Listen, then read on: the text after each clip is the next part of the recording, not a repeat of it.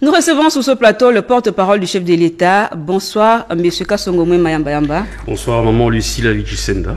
Quel est le climat de travail qui règne actuellement à la présidence? C'est un climat que je dirais normal, malgré la pression que nous subissons forcément quand on reçoit des coups de fil ou on parcourt les réseaux sociaux et qu'on découvre des nouvelles parfois fantaisistes. Mais bon, on est là, on fait confiance aux mesures qui sont prises par les autorités et on travaille plus ou moins dans la sérénité, selon les cas. Et justement, en rapport avec les réseaux sociaux, il y a une série de morts à la présidence, mais il y a silence radio et la population se demande qu'est-ce qui se passe exactement.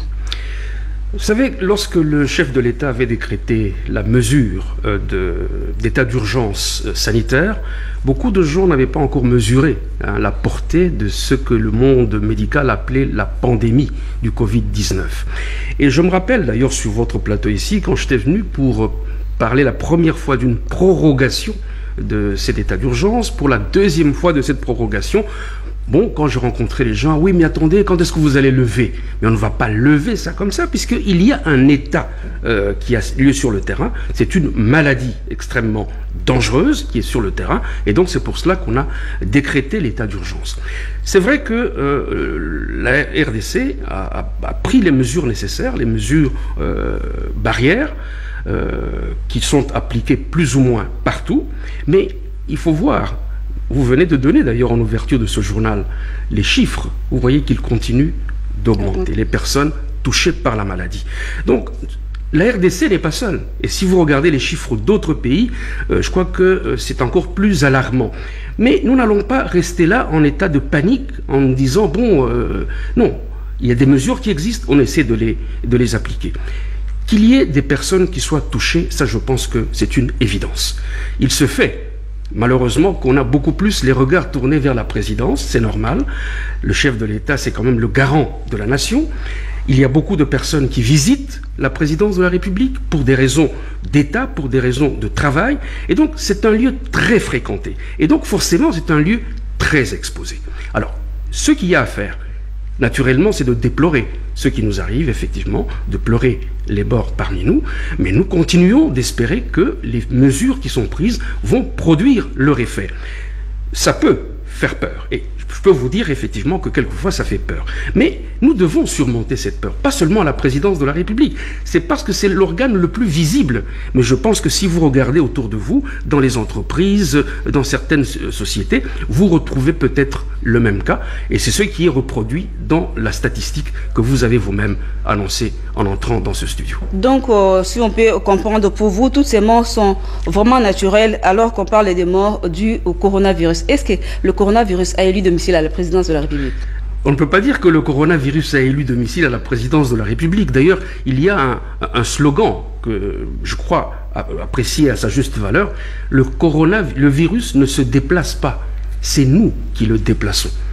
Donc je crois que ce slogan en lui-même dit très bien que c'est nous, à travers nos comportements, qui pouvons stopper, qui pouvons prolonger la vie de ce virus. Donc, on ne peut pas dire que le virus a élu domicile. Je dis encore ici une fois, la présidence, c'est une institution, enfin le président est une institution, et la présidence, c'est un service qui a attiré sur lui tous les regards. Et forcément, on ne parle pas beaucoup de ce qui se passe ailleurs.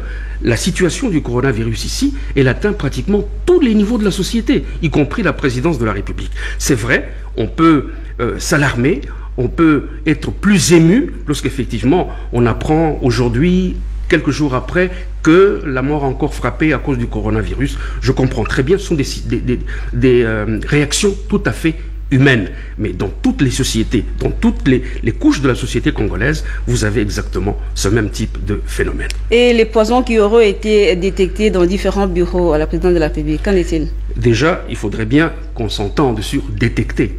Et je lis comme vous les réseaux sociaux, je les parcours. On a détecté. Qui a détecté? Quand? Par quels moyens? Je pense que demain, ici même à la RTNC, nous aurons une grande émission avec le concours de la faculté de médecine de Kinshasa, notamment le professeur Kayembe. Il y a des spécialistes, des toxicologues qui viendront, ils vont vous montrer que quelquefois les éléments que nous découvrons dans les réseaux sociaux ne sont pas du tout fondés. C'est pour ça que je vous dis, tant que je ne peux pas éliminer d'un coup de trait comme ça, non. Si il y a des preuves scientifiques qui montrent que telle personne est décédée parce qu'elle a avalé, parce qu'elle a consommé telle structure nocive qui est provenue de tel ou tel endroit, mais il n'y a pas de problème. De toute façon, il y a des structures à la présidence qui s'occupent de cas. Nous avons des personnes qui se sont déjà plaintes de certaines douleurs, de certains dysfonctionnements. Mais il y a des structures qui prennent ces personnes en charge. Je voudrais vraiment que les gens se mettent en tête qu'on n'abandonne pas le personnel à la présidence de la République et qu'il y a des mesures qui sont véritablement prises pour éviter.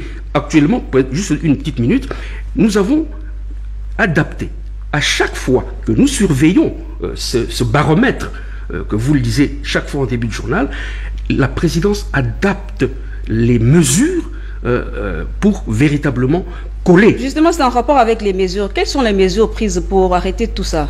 Mais les mesures sont nombreuses. Il y a d'abord les mesures barrières que tout le monde pratique. Aujourd'hui, par exemple, si vous allez au bureau du président de la République, vous avez un portail de désinfection. Vous ne pouvez pas passer sans entrer chez le président sans passer par ce portail. Ces portails sont également installés dans d'autres sites. Il y a le confinement. Au début, on s'était dit, quand ce n'était pas encore des chiffres très alarmants, on s'est dit, on peut laisser 3 à 4 personnes par bureau. Mais au fur et à mesure que les chiffres augmentaient, on s'est dit, nous n'avons pas exposé beaucoup de gens à ce danger.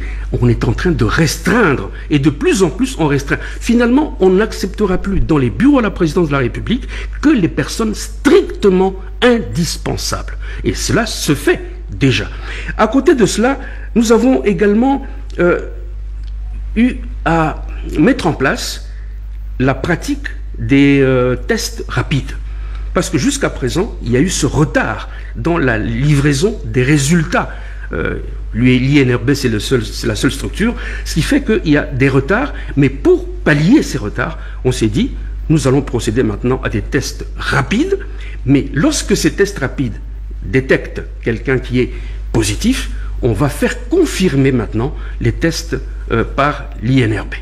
Donc, ce sont ces mesures-là. Alors, je répète encore par rapport à l'empoisonnement, c'est tout à fait normal. Moi-même, j'ai rencontré des personnes qui vous disaient « Je suis allé me faire soigner chez ma tante, chez quelqu'un de... » Il y a nécessairement ce genre de truc parce que nous pensons souvent comme ça. Mais je dis ici que scientifiquement, il n'y a encore aucune preuve qui a été donnée pour dire que il y a autre chose que le Covid-19 parmi les décès qu'on a déplorés à la présidence de la République. Et pour cette semaine seulement, il y a eu combien de morts à la présidence de la République? Bon, pour cette semaine, je ne suis pas non plus là pour faire la comptabilité. Moi-même, personnellement, j'ai été accompagné Charles Pirot-Kilocho, le directeur adjoint de la communication de la présidence de la République. Je crois que si je ne me trompe pas, nous avons enterré, je crois, 2 ou 3 personnes cette semaine. Donc, contrairement à ce qui se raconte dans les réseaux sociaux, 8, 7... Bon, c'est-à-dire que les gens font la comptabilité depuis le début de la maladie. Depuis le début, on parlait de plus de 20 morts. Depuis le début de la maladie dans notre pays. Mais là, vous m'avez posé la question sur la semaine. Oui. Je vous ai répondu sur la semaine. Non, je voudrais vraiment tranquilliser la population. On est vigilant. Tous les services de la présidence sont vraiment mis en alerte. Pour l'instant, c'est vrai que ça peut nous faire peur. Forcément, personne ne va quelque part là où on lui dit attention, il faut faire ceci. Nous recevons tout le temps des messages. Faites attention. C'est vrai, on fait attention. On prend soin de pratiquer les mesures barrières. Mais je vous ai également dit, ici, il y a toutes ces mesures qui ont été prises, notamment la restriction. On ne va pas au bureau lorsque ce n'est pas nécessaire. On va commencer à faire le télétravail. C'est déjà en cours. Nous nous adaptons et les mesures vont continuer à être renforcées au fur et à mesure que le baromètre que vous avez donné en début de journal va continuer. Merci de vous soucier de ceux qui travaillent à la présidence de la République. Nous vous en sommes véritablement reconnaissants. J'en ai même un peu d'émotion. Mais c'est vrai, je comprends. C'est normal. C'est la première institution du pays. Et c'est normal que les gens veuillent être informés de ce qui s'y passe. Merci, ça va passer. Je vous en prie. Merci d'être passé chez nous, monsieur le porte-parole. Nous vous remercions. Merci, madame.